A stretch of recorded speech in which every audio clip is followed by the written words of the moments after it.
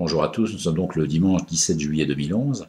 Alors, non contente d'avoir éliminé l'écolo estampillé TF1 Nicolas Hulot de la course présidentielle, voilà qu'Eva Joly vient critiquer le 14 juillet et clamer haut et fort qu'on pourrait supprimer le défilé. Alors là, mais pour qui elle se prend, la dragonne scandinave? Eh bien, pour avoir réfléchi à la question, je crois qu'elle se prend pour ce qu'elle est, quelqu'un de libre qui dit ce qu'elle pense. Ah, alors c'est sûr que ça surprend. On n'est pas habitué à ce qu'un responsable politique dise quelque chose d'un peu provoquant, qui va lui faire perdre 50 000 électeurs chez les cadres supérieurs de moins de 47 ans et demi, ou 60 000 électrices chez la ménagère de moins de 50 ans abonnée à Femme Actuelle. Car un responsable politique qui n'a souvent de responsable que le nom ne prononce pas une phrase devant une caméra par hasard et impunément. C'est la règle pour réussir. À terme, cette règle de la réussite devient la règle pour remplir le camp des abstentionnistes. Mais ça, c'est une autre histoire. Donc, bravo à Eva Joly. Le 14 juillet, fête nationale, très bien. Mais un défilé militaire, pourquoi faire? Pour montrer à tous qu'on est fort, qu'on a de beaux canons, qu'on n'a peur de rien, qu'on a de beaux musclés qui sentent bon le sable chaud. La fête de la nation, c'est justement mettre en valeur certaines valeurs.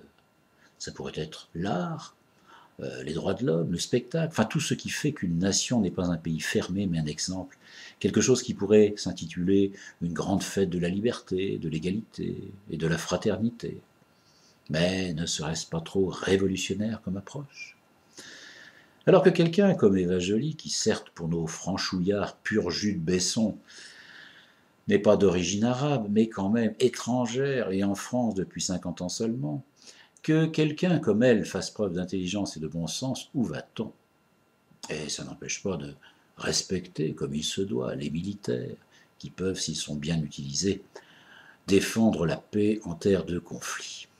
Alors, je ne reviendrai pas sur les déclarations de Fillon, sur les origines d'Eva Joly, des propos petits à son image, ou les échos des sbires de l'UMP, Van Est ou Bertrand, qui sont parfaitement dans leur rôle. Non, ce qui est amusant, c'est notre PS, notre fameux parti de gauche et de pouvoir, qui prouve une nouvelle fois qu'il est plus facile d'être dans le dogme que dans le non-conformisme. Mais doit-on croire qu'être de gauche, c'est être anticonformiste?